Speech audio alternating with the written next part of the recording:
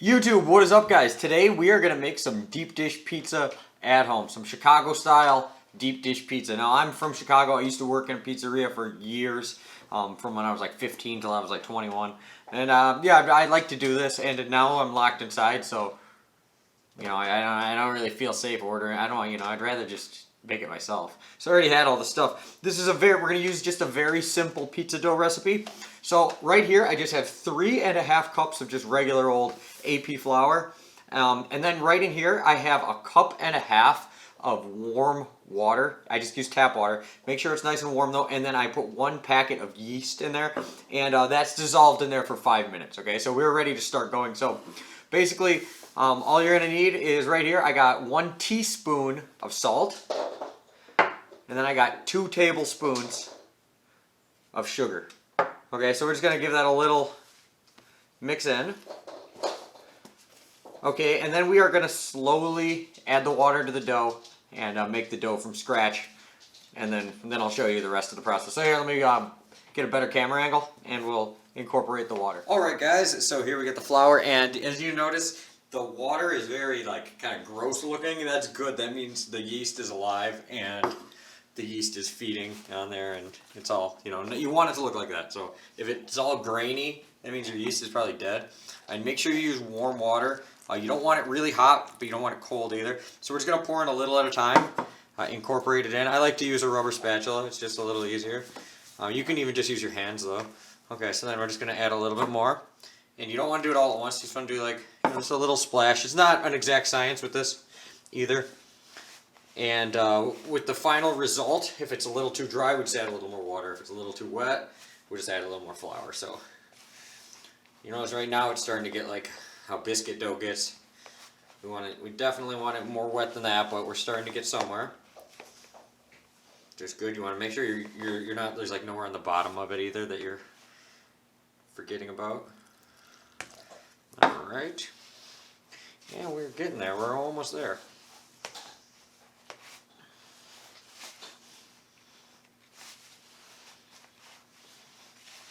Alright. Okay, we're just about there.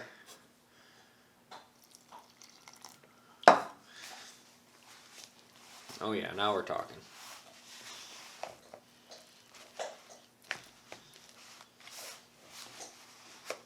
And make sure you add it in just a little at a time like I did. You don't want to, if you put it all at once, it's just a huge mess. And it's really hard to incorporate everything. You get a lot more lumps and stuff than when you take it a little slow like this. Okay, so we are still a little dry, but we are getting there. Alright, we're going to add the rest of this. Okay. Okay, I'm just going to keep working it.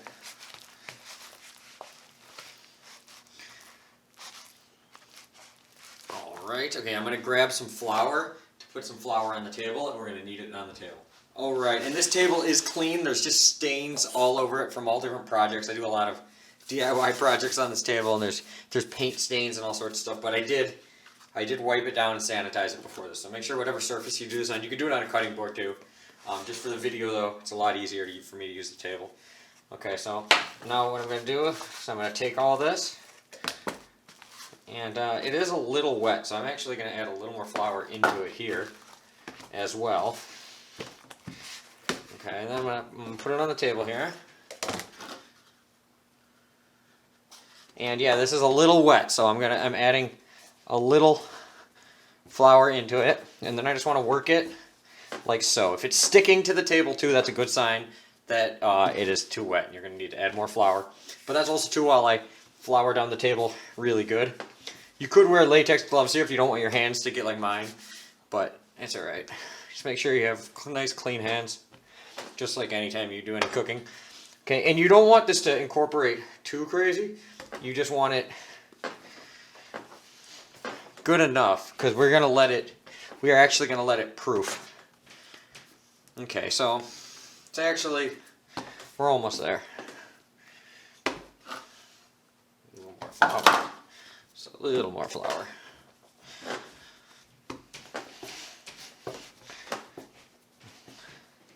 Okay, and that's really good enough. You don't need to go too crazy. Okay, then what we are going to do is we are going to take the bowl that we had it in, the same bowl, and we are just going to put it in there, and then we are going to put a rag over the top, just a regular kitchen rag over the top, and let it proof for 20 minutes, and we'll be right back. Alright guys, so it's been about a half hour actually, and you'll notice it grew much bigger in size. Now it's almost all the way up on the container here. So what we're going to do is we're just going to kind of get a little bit of the air out of it, kind of push it down a little. And while this has been happening, the yeast and everything has really been combining and everything. So now what we're going to do is I'm going to put this back on the table here. Just get a little bit of the flour on here so it's easier to manage it a little bit. And what I'm going to do is, this is actually enough to make like 4 pizzas. So what I'm going to do is I'm actually just going to use a knife and just cut it like here, because we're only going to use one of these. And we're going to, you can actually either put it in the fridge for a couple days if you're going to use it soon. Otherwise, you can freeze this, and then when you're going to make a pizza or whatever, just thaw it out, and you know, you're ready to go. Okay, so we're going to make a pretty decent sized pizza, so I'm going to use one of these larger ones.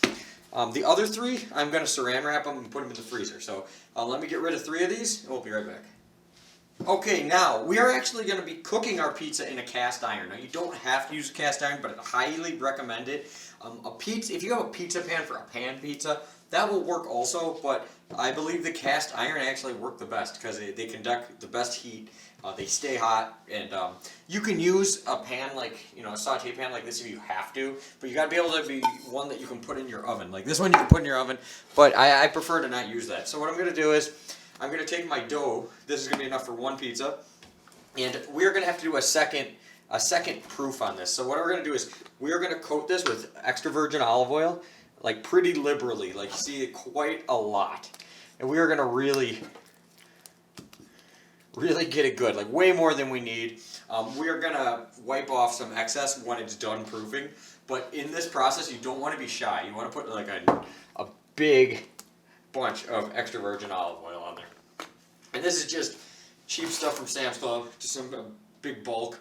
This is like similar to what we would be using in an actual restaurant kitchen. Now what I'm going to do is I'm going to cover this as well, just with the same towel, and we're going to wait 2 hours to let this proof with the olive oil in it. Now, a trick if you want to speed this up, if your oven is on, so you could put it on top of your oven, just on the top of the oven, you know, so it's a little warm. Otherwise, if you live in a warm climate, this will go faster. It's in the middle of winter right now in Chicago, so I'm going to speed things up, I'm going to put the towel over this, and I'm just going to set it on my oven that I already happen to be cooking something else in. So the oven is nice and warm, but the top of the oven, none of the burners are on or anything. So it'll just be slightly warm, so it'll speed up the process a little bit.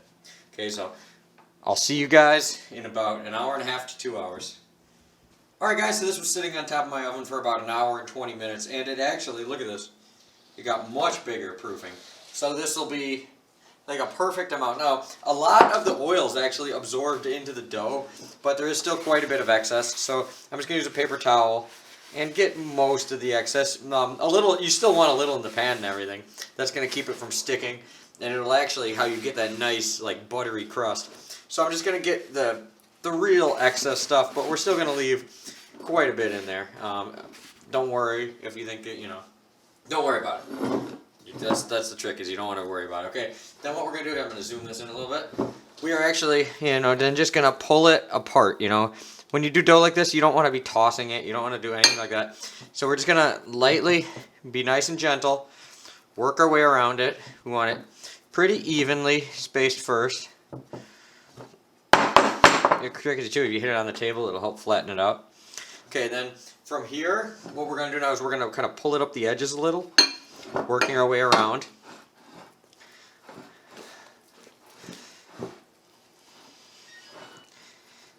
Alright, and while we're doing this, you want to preheat your oven to 425, okay?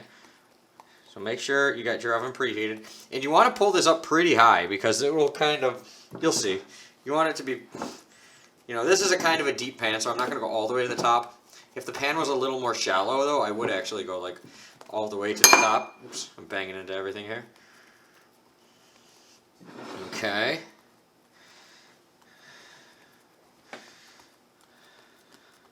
Alright. Okay, that's about good enough. You know, it's not rocket science, doesn't have to be perfect. It's gonna turn out great no matter what, trust me. I've done this a million times. Okay, so I think we're looking pretty good there so far. Good enough. Okay, now Chicago style pizzas, they always have cheese on the bottom. Now, most restaurants will actually use sliced cheese, and they'll put like 2 layers of sliced mozzarella. Some places use provolone. Most places in Chicago, we use mozzarella. This is low moisture mozzarella, just some shredded stuff that comes in a bag from the grocery store. But you want to make sure you get low moisture mozzarella. You don't want to be using fresh mozzarella for this. If you were making like a Napoleon style pizza or something, yeah, but with the Chicago style, no, you want this low moisture stuff, and you want it a lot. Like this is, I'm putting in probably 2/3 of this bag of cheese, so quite a bit of cheese here. Okay, then I just got some pepperoni. They're cut a little thick. I wish they were a little thinner, but it'll be fine. We got to make do with what we got when we're in quarantine, right? So this is real simple, nothing to this. In Chicago, too, they always put a lot of toppings. If you get sausage, it's a whole layer of sausage. You don't put just little. If you're making a sausage pie and you want it to be traditional Chicago style, you want to make a thin layer of sausage everywhere on the bottom, okay? So get ground sausage, and that's a traditional Chicago style. When you get sausage, it will always be like that. Just trust me on that one. Okay? Now, I got some homemade pizza sauce. You could use any jarred pizza sauce, is fine. I started with just a can of crushed tomatoes, and then I added some oregano, some basil, some garlic, stuff like that. But you could just get a can of pizza sauce if you don't want to make your own. That's totally fine. And you want to be pretty liberal with this stuff. Chicago style pizza, we do a lot of toppings. I mean, this is a thick pie. And I'm basically just dripping it on here. I want it thick everywhere. Okay. And that's pretty good. Okay. Now, Chicago style pizza too. On the top, we put Parmesan. So some places will actually do this as it comes out. Some people will do it before it goes in the oven. I like to put a little before and a little after. So we're just going to go nice and like that. Also, too, if you have some fresh basil, you want to add fresh basil, but you want to do that when it comes out of the oven. You don't want to have that burning in the oven. I chopped up some fresh basil when I made the sauce, so it isn't in there. But, so okay. So then, we're going to go over to the stove, and I'll show you the little trick to doing this at home. Okay, guys, before we put the pizza in the oven, when you're cooking at in home, on your stove, on your oven, you're not going to be able to get it as hot as a pizza oven is. So what I want you to do is I want you to put it on medium-high heat. See, I got it on medium-high heat right here. And we're going to put it here for 5 minutes to get the bottom of the pan nice and hot, while the oven is already preheated to 425. So we're going to do 5 minutes here, and then we're going to throw it in the oven. So I'm going to let this cook for 5 minutes just on the stove here, and I'll be back when we throw it in the oven. Alright guys, so after about 5 minutes on the stove, we are going to throw it in the oven. And I got a timer going for 15 minutes. After 15 minutes, I'm going to check it every 5 minutes. But it's probably realistically going to take about a half hour, maybe a little longer. But you want to keep an eye on it. You don't want to burn it. So check it after the 15-minute point. Set a timer. So as soon as 15 minutes are up, then just check it every 5 minutes. Alright guys, we just took it out of the oven. This was after 35 minutes. And it came out basically perfect. I like mine a little more well done on the top. If you like yours a little less, just cook it a little less. So I just took it out using a spatula, and obviously it's quite solid. So yeah, I think it turned out basically perfect. But before we cut it, we're going to have to wait 5 minutes. So you want to let everything just kind of congeal. If you try to cut it right now, the sauce will just spill all over the place. So give it 5 minutes, and then we'll be back to cut it, and we can try it. Alright guys, let's cut into it. I like to just cut it in 4 pieces.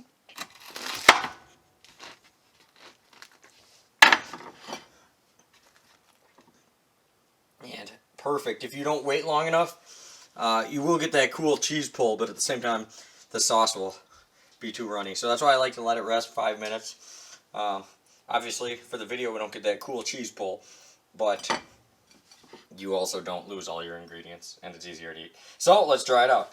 Alright guys, we got it all ready to go here, and let's try it out. It looks just how I like it.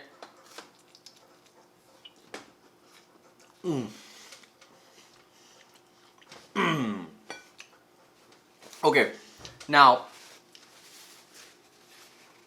the dough is perfect. Like, it's crunchy, but it's still cooked all the way through.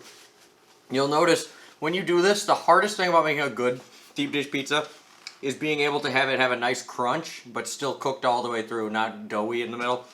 Like here, let me go by the microphone. See, here's some ASMR. See if you can hear me chew it. So even though it's still so big and fluffy, it still has that nice crunch. So like the dough is actually like nice and doughy, but at the same time it's crunchy. And this is exactly perfect. The only thing I wish was that I had sausage, because sausage is my favorite. I like Chicago style sausage pie, but we're in the middle of a quarantine, so you make do with what you got. Pepperoni is my second go-to, so still really, really good. The cheese works perfect. Make sure not to don't use fresh mozzarella. You want the low moisture mozzarella. You don't have to get it like already cut. You can cut it yourself, or just use the sliced. That's what most restaurants actually use. But yeah, very happy with how it's turned out. So I'm going to eat the rest of this off camera so I'm not a big disgusting pig. And thank you guys for watching. Let me know what other foods you want to see down below. If you didn't know, I was a chef before I was ever an MMA fighter, before I was a YouTuber. I worked in kitchens for like 10 years. So I know how to make most things. So let me know down below what you want to see, and I'll see you later.